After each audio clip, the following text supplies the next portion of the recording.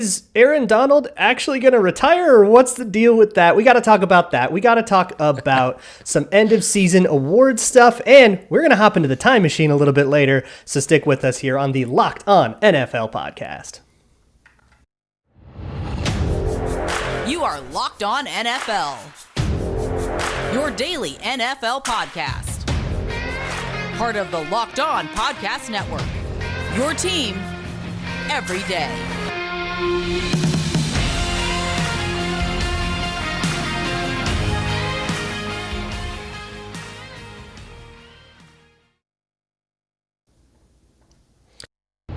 Everybody, what's going on, everybody? Welcome to the live and obviously unpolished version of the Locked On NFL podcast as graphics are going up and down. What's up? I am your host, Luke Braun at Luke Braun NFL, here with my good old co-host, my pal, Ross Jackson at Ross Jackson NOLA. Thank you so much for making Locked On NFL your first listen of the day. Today, we are going to mostly talk about Aaron Donald and his situation with the Rams and how that is developing. We'll talk a little bit about some end-of-season award odds, MVP, comeback player of the year, that kind of thing. And then we're going to do some NFLs. We'll talk about going back in time and seeing what we would change. But before we get into all that, something a little more serious, I just want to shout out early Monday morning, Cardinals cornerback Jeff Gladney passed away in a car accident. Obviously closer to me too, because he was a Viking first round pick and everything. So we kind of got to know him a little bit, and that really sucks. That's the worst. He had a 1-year-old kid. He was 25 years old. Yeah. So R.I.P. Jeff Gladney. But I don't want to dwell on that. So let's just power through and talk about this Aaron Donald situation. So Ross, tell me what's up with that. Yeah, so Aaron Donald visits the I Am Athlete podcast, where players are either making news or getting in trouble, one of the two, at all times. No, it's a great podcast. It's super fun, and they do a lot of great stuff over there. But one of the big things that came from all of it was Aaron Donald sort of talking a little bit about how he had actually come into the NFL only planning to play 8 seasons. So started to kind of remember. Yeah, right. He's like, I'm going to do 8 years, and then I'm out, right? Yeah, 6 seasons, like a good movie. TV show. Yeah. Yes, exactly, right. Like 5 seasons and we're done, and you can't make us do. Right, the Abed special of six seasons in a movie, And so he wanted, 8 years in a ring, and that's what he got. He got 8 years, but the thing is that he got the ring in the 8th year. So there was a lot of this conversation early on this offseason, remember, about is he going to be back? Is he not going to be back? Then the whole run it back situation takes place at the parade. Everybody's drunk, they're sloshed, they're having fun. But through all of that, it seemed like it was more of a thing that, Aaron Donald was going to be coming back, but that the contract was going to be a deal. So in that I Am Athlete podcast, one of the things that he talked about was that the 8 years happened, he got the Super Bowl, but then the Super Bowl kind of made him want to run it back a little bit. But he wants to get the contract redone that he's up for in 2022. And if he doesn't, that he would be, quote, at peace with moving on. So just to really quickly talk about the contract, $14.25 million for the 2022 NFL season, which is wildly underpaid for one of the best, not only defenders, but best players in the NFL. So it's like, market rate for like an okay edge rusher. Right, exactly. And so you've got Aaron Donald, who we have watched, make huge plays in games, turn the tide of games, take over playoff games. He helped win a Super Bowl, right? Like he shut down that last Bengals drive in the Super Bowl, which we're going to talk about more Super Bowls. On another level in that game too. Ridiculous. I mean, Yeah. So you look at all of that and you think, okay, this guy's set to get paid $14.25 million going into next season. So can the Rams get this done? Now, Luke, you and I have always said, and we've said this consistently, if you have good players, pay them. Always. Pay them while you have them. But what happens if they can't, like if they don't get this done and Aaron Donald does say, all right, deuces? I don't know. I kind of want to listen to the interview before I lock this in. Yes. But I'm always skeptical when it comes to these kinds of narratives, because it's a negotiating tactic. It's what the players have. And look, the players don't have a lot of leverage available to them in negotiating, right? They can threaten retirement or holding out or whatever, and that's kind of it. That's kind of the only leverage that they have in these negotiating situations. So go for it, Aaron Donald. Do your thing. But yeah, I don't know. I think this does get done, and I think it's just Aaron Donald trying to pump up the price. Yeah, but I think it's a foregone conclusion, honestly. I can't imagine the Rams being like, nah, we would rather have $15 million than Aaron freaking Donald. Right. I mean, and you don't really have to get up much further than that, right? Like get into the $20 million, like over the $20 million mark, and then you're at that place. And you're not talking about signing him to a 6-year deal or a new 5-year deal or whatever. You're talking about paying him more for the 2022 season to get him back. So I think that this will get done as well. The interview, if you haven't heard it, the interview is like super simple. It's basically kind of him, like you feel like he's kind of joking around. Like it does feel like it's pushing some of those poker chips to the middle of the table kind of a thing, you know what I mean? And stuff. So it does feel very much like that. But it's an interesting deal because I don't think that people think of an interior defensive lineman as a guy that can change the tide of games, and that is somebody that can make a franchise go, oh, we have to pay him to get him back, otherwise we will lose games, because that's the reality without Aaron Donald. Yeah, unless it's exactly Aaron Donald. That's it. That's it. And you'll hear stuff like, oh, well, I don't know about interior defensive. I mean, if you have Aaron Donald, that's different. But if you and like that is the take now. Yep. We're gonna go super nostalgia later, but Aaron Donald is a modern Alan Page. I mean, that's what Alan Page did in the 70s for the Vikings, and Aaron Donald is in that same mold. And that kind of that type of defensive tackle, I mean, is a rarity. And when you have somebody like that, but like, man, it's the Rams. The Rams aren't the kind of team to like let a star player walk to like hoard some resources. Absolutely. The Rams are the most YOLO team out there. Of course they're keeping this guy. I'd be stunned. Less need, F them picks, F that cash. We got Aaron Donald. We're ready to run it back. That's what are you going to turn that into that's better than Aaron Donald? Like 2 guards? Get out of here. You might be able to get Ndamukong Suh's like financial advice. Like that might be the big piece, right? You get his Patreon for all of his financial advice. No, I completely agree. I think that this is a great one because you're not going to go forward with like Michael Brockers and the other interior defensive linemen that they have and feel like you're actually going to win anything. You need this guy if you're going to win a Super Bowl. So, but here's the fun part. If Aaron Donald returns, you imagine, and we expect that he's going to return, but if he does, you imagine he's going to be the odds-on favorite yet again for Defensive Player of the Year, right? I certainly would, right? But it's his until he retires, and everybody's okay with it.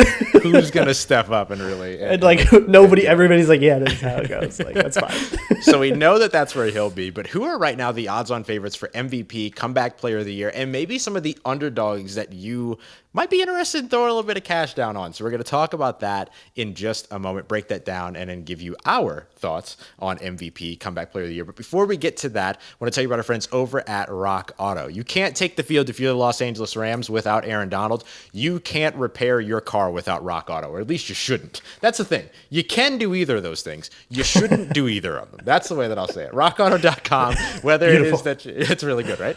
Whether you are pulling together resources to help rebuild like a classic, or maybe you're just working on maintaining your daily driver, whatever it is that you're looking for, Rock Auto is going to make sure that you have everything. So you're not paying 30, 50, sometimes 100% the price over at the brick and mortar sort of chain stores and things like that. Spend 20 minutes asking the person behind the counter if they have the part, and then they go into the back, do Lord knows what they're actually doing back there, right? Just having lunch, and then come back 20 minutes later to tell you that they don't have it and that they'll have to order it for you when you could have just ordered it from the comfort of your own home in your sweatpants. That's the way that I do it. I just head over to rockauto.com, let them know my make, model, year, what it is that I'm looking for, grab the part that I need, shows up at the apartment, bam, all done. So go and check them out, regardless of what it is that you're looking for, regardless of what car you have, anything, they've got you covered over at Rock Auto. Amazing selection, reliable low prices, and all the parts your car will ever need. Don't forget to let them know, though, that Locked On sent you, right in Locked On in the How'd You Hear About Us section over at rockauto.com.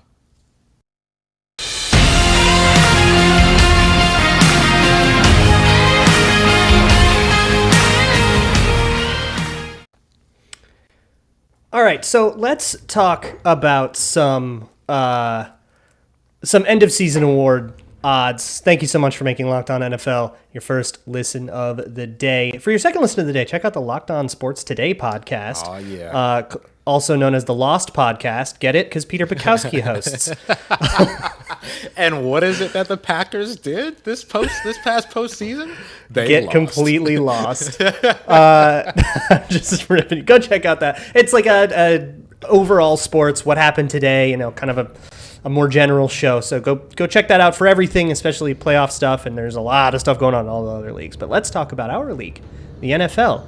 And specifically, that every year, at the end of it, they're like, you were the most valuable one, and we can bet on who that's going to be. So let me just go through some odds for that. These are all courtesy, of course, our friends over at BetOnline. Yes, courtesy of BetOnline. The odds-on favorite, you looked it up, but do you have a guess, or did you not look it up? No, I haven't checked. I saw it about 2 weeks ago. So my guess is that it maintained that it's still Justin Herbert. It's Justin Herbert at plus 550, which is pretty good odds for the favorite. But that's kind of predicting like a big breakout for him. I mean, he already broke out as a superstar quarterback, and I think everybody knows he's good. Right. But Chargers haven't made the playoffs under him yet. So like if he's the league MVP, you got to think the Chargers are probably winning that division, which is a pretty hot take. I don't know if I love the odds here, but it is plus 550. Like that's quite a bit. Yeah. Next, you got Josh Allen at plus 600, Patrick Mahomes plus 900. So, yeah, Justin Herbert, Josh Allen are like the two front runners. And then Patrick Mahomes plus 900, 9-1 odds. Joe Burrow plus 1,100, Aaron Rodgers plus 1,400. There's your top five, and everybody else gets a little bit more distant from there. So, of those top five names, are there any that scream out to you as like good bets? Oh, I love Patrick Mahomes 9-1. That seems insane to me. I love Patrick Mahomes 9-1. Like, imagine talking about that a year ago, 2 years ago. Yeah. Like, that to me is like, I would take that. I might take that right now. Actually, Yeah. While we're talking. It's like they lost to the Bengals and everybody forgot they're the freaking Chiefs. Right. And I guess that like some part of that is him losing Tyreek Hill, but like it's still the Chiefs, it's still Andy Reid, it's still Eric Bieniemy, it's still Patrick Mahomes. Like this is still absolutely like the guy that I think should probably be the favorite at MVP preseason for maybe 3 more years at this point until he proves us wrong. Can I give you a sleeper that's kind of jumping out to me? This was an insane one. I'll give you one too. Go ahead. Okay. You go first. Okay, I'm going to stick with quarterback because I believe that most valuable players is quarterback award, right? So I'm going to go with Lamar Jackson at 2,500. Now, we're going to talk about Lamar Jackson some more, but I love these odds for Lamar Jackson, him coming back and having, another big-time standout year and everything.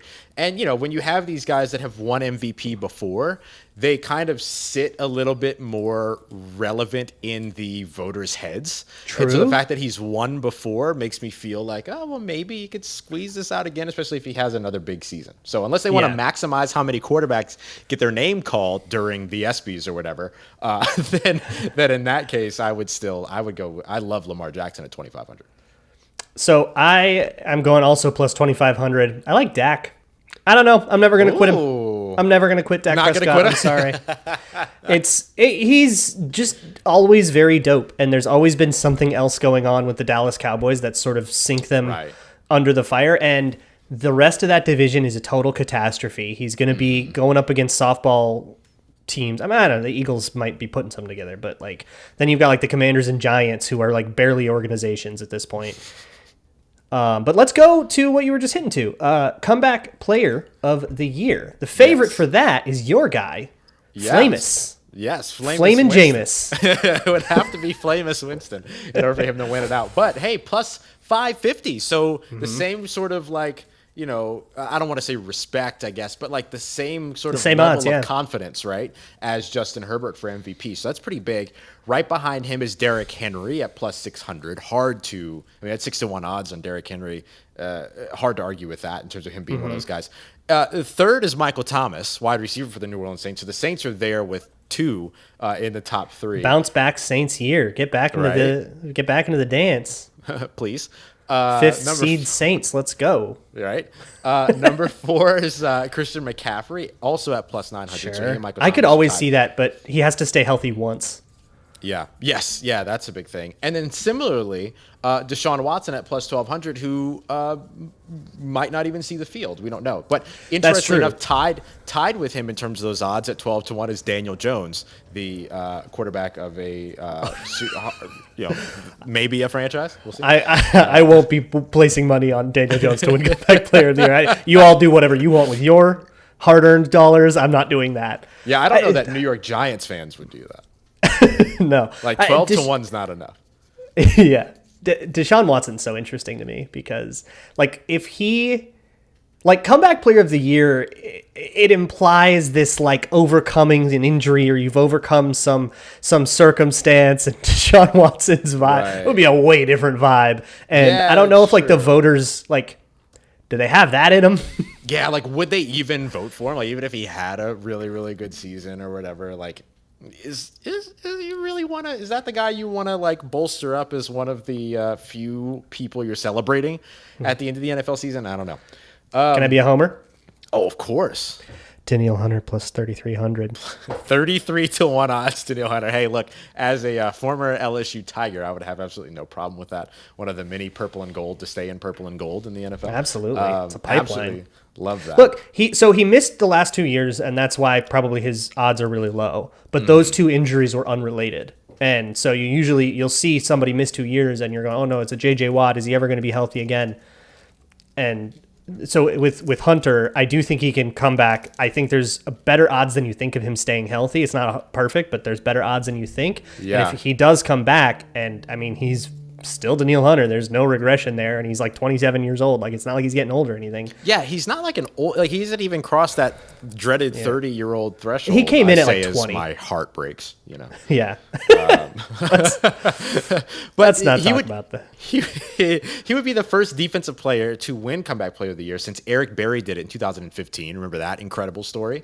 And then Greg Ellis was the last defensive lineman to win Comeback Player of the Year, 2007 Dallas Cowboys. Wow. So it's been a little minute. I have not thought of that name in a long time. Yeah, for sure. My sleeper, I'll go back to him again. I just want to mention it. I mentioned him as my sleeper, or my underdog, my favorite underdog for MVP. He's also here as an underdog for Comeback Player of the Year. 12-1 odds plus 1,200. Lamar Jackson. Love it.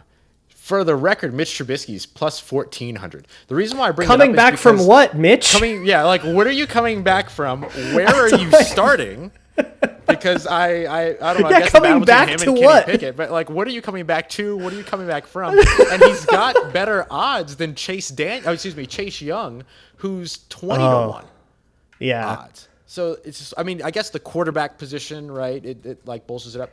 But let's just say that, like, let's say Patrick Mahomes has a great season, and then also Lamar Jackson has a great season, then maybe you maximize the number of quarterbacks who get their name called at the end of the year during the ESPYs by giving one MVP and one, Comeback Player of the Year. Total flyer you drop $5 on and forget about. Saquon $5 Barkley and forget? Oh, that's a great one. plus 4,000. Oh, yeah. 40-1 odds on Saquon. But if he can stay healthy, and it's similar to Christian McCaffrey, but like, can he stay healthy is the question. But if he can, he's still good at the sport, man. Like, that could totally, and he'll be on everyone's fantasy teams, so that gets put kind of to the forefront of people's minds. Yeah, and if he's healthy, right, like with Daniel Jones under center, if he's healthy, he touches the ball almost every down. Right, because Daniel Jones can't do anything else. So he would be the first running back. Is Daniel Jones a lion all of a sudden? I haven't seen you be mean about anybody. Not yet. Like this. Not yet. Saquon Barkley would be the first running back to win since... Ooh, this is a great name. Garrison Hurst. 2001. Wow. I thought we would see more running backs there more recently. But hey, maybe Derrick Henry's that guy. Plus 600. Hey, why not? Well, I say we continue this trip down memory lane and start talking about if we could change history a little bit. I would absolutely love that. One thing that I want to point out as a part of just chaos, because you and I enjoy chaos. I love Ryan chaos. Fitzpatrick is plus 5,000. That's all I'm saying. right. Ryan Fitzpatrick's 50 to 1. That's it. I just wanted to say that. All right.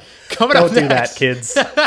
This is not gambling advice. Drop $3 and move on with your life. Never This is worry not about gambling it. advice. Give up a cup of coffee on Tuesday morning. Head over to BetOnline. Drop $3 on Ryan Fitzpatrick 50 to 1 for a comeback player of the year. And Thanks watch again. as chaos reigns. That's Thanks all. again to BetOnline, by the way, for all these odds. Yes. very Absolutely, fun. absolutely. You can check out the rest there. They've also got Coach of the Year. They've got some rookie over-unders and things like that as well. You can also go and check out for all of your favorite teams. Coming up next, we're going to continue our trip down memory lane. Which Super Bowl result would you change? Luke and I are going to tell you ours here in just a moment as we continue on and wrap up today's episode of Locked On NFL.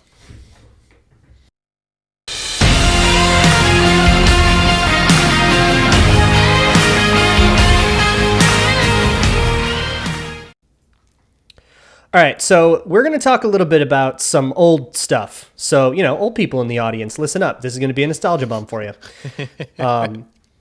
All three of you. All three. No, there's a lot of people that remember the good old days. That's true. That's true. Here we were talking about Garrison Hurst a moment ago. And a lot of people's eyes lit up. I know it.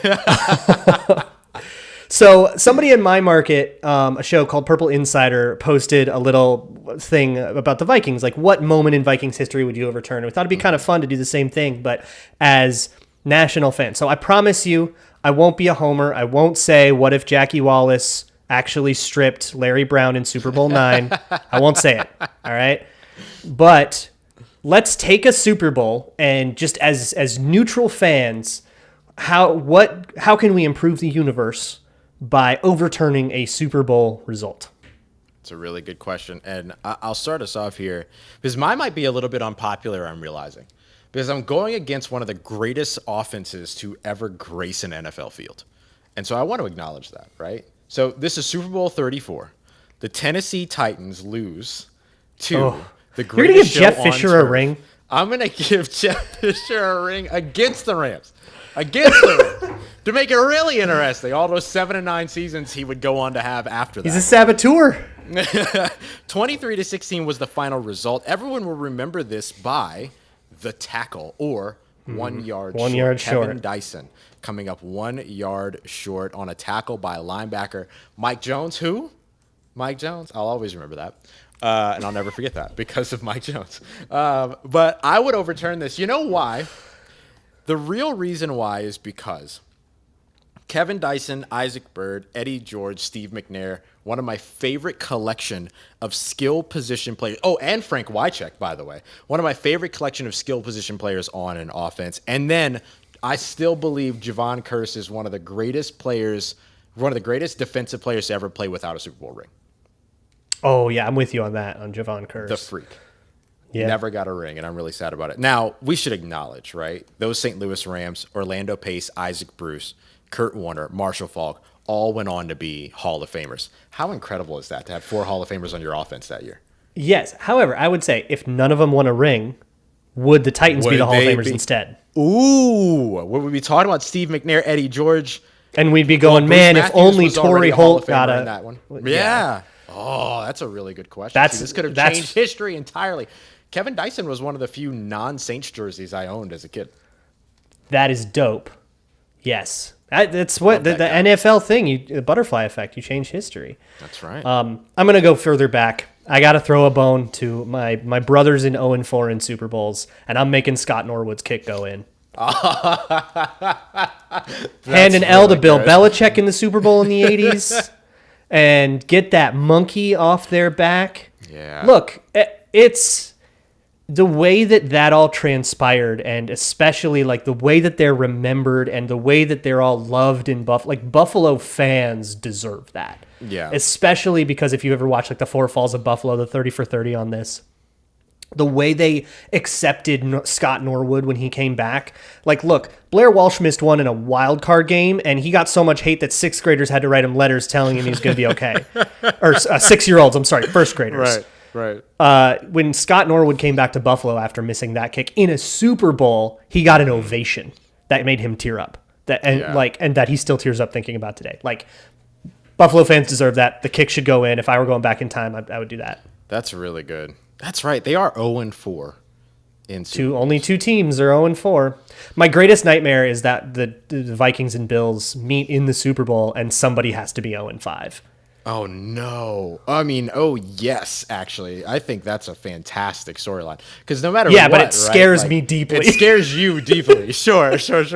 But for, like, neutral fans that are just, like, watching a Super Bowl, right? Which, by the way, that 1999 Super Bowl that I talked about, it was in 2000, but the 1999 year for Super Bowl 34, the Rams and Titans. That was like the first Super Bowl that I was really invested in, despite the fact that like my favorite team growing up wasn't there. And I feel like if the Vikings and Bills met in the Super Bowl, that would be one I'd be really invested in again, even though like neither of the teams are the teams that I cover. I don't know what my soul would do if that happened. I would probably have to like retreat from society and like hook up a generator in the woods and watch it there. I love that your go-to is always to escape to the woods. It's all I want. Just return to basics. Absolutely love it. So let us know. You can let us know on Twitter at Ross Jackson, Nola at Luke Braun NFL. You can let us know in the comment section if you're watching on YouTube as well. Which Super Bowl result would you change? And unlike us, you can go Homer. You can talk about your favorite team that should have won a Super Bowl. You, interestingly enough, before we close out, when you responded to that Vikings media thing about like which one would you overturn, you did not pick the 2009 NFC Championship. I picked 1975, and if you are familiar with because the 1975 team was probably better than any of those 70s teams that actually went to the Super Bowl, but Drew Pearson pushed off. And I don't want to hear it from you Cowboys fans. Drew Pearson pushed off. Go watch the tape. Well, just a couple of guys here that have been victim to push-offs. Who would? Oh yeah, PI disasters in the Superdome must really suck to fall victim to a bad PI call in the Superdome. That must be just absolutely awful. Yeah, well, really, I can't imagine what that would be like. Funny enough, though, like looking at it from the Saints' perspective, that is not what I would change. That is not what I would change. I would change the result of the 2011 NFC Championship game. That absolutely heartbreaking loss to the San Francisco 49ers. Because the Packers went down and you could have gone all the way for sure. That was one of the greatest, 7,474 total yards, NFL record that season in total offense. Incredible. One of the greatest teams that franchise will ever assemble that walked away ringless. And they 100% could have won that Super Bowl. Like that would not have been a situation to where like they would have been favored going into that Super Bowl. Can I do one more real quick? Of course. Can I do the last one? Can I have Joe Burrow make the comeback against the Rams? How dope would that be? Rams have a ring. Bengals fans, I mean, it'll be the most improbable run. They would go down as a team like the 2000 Ravens. I guess they had like this crazy defense and stuff that they were coming off. Something like those Eli Manning Giants teams where nobody saw it coming. Right. You just gut it out. Or like even the 2008 Cardinals, I think would be a good one, where if they won that game, they would be like heroes of heroes and Davids versus Goliaths and stuff. And those Bengals were such an endearing team because they were so out of nowhere that, if Joe Burrow makes that comeback at the very end. But instead, we got to watch Aaron Donald greatness, which I guess you can't complain too much about. Yeah, I mean, it gave us a first segment for this show. So thank you, Joe Burrow, for today's show. And whatever guard that Aaron Donald eviscerated. Cincinnati Bengals offensive line for your help with programming today's show. We appreciate you. Checks in the mail. It will arrive in a series of 17 game checks. You're welcome. All right. This is completely off the rails. We're losing it. We will be back. The Locked On NFL podcast will be back with you, of course, tomorrow. Tony and James get you all caught up with everything going on around the NFL. And, of course, for your second listen, go and check out your favorite local teams podcast because we have you covered. MLB, NHL, NBA, NFL, and dozens of college teams. Whatever your favorite team is, just type in Locked On and then that team name, and very likely something will pop up. We probably have you covered. Certainly do across the Big Five or the Big Four. So make sure you go and check out your favorite local podcast. For Luke Braun at Luke Braun NFL. I'm Ross Jackson at Ross Jackson Nola on Twitter. We appreciate you very much for being here, making us your first listen of the day. We will see you tomorrow. It's here with the Locked On NFL podcast, part of Locked On Podcast Network. Your team every day.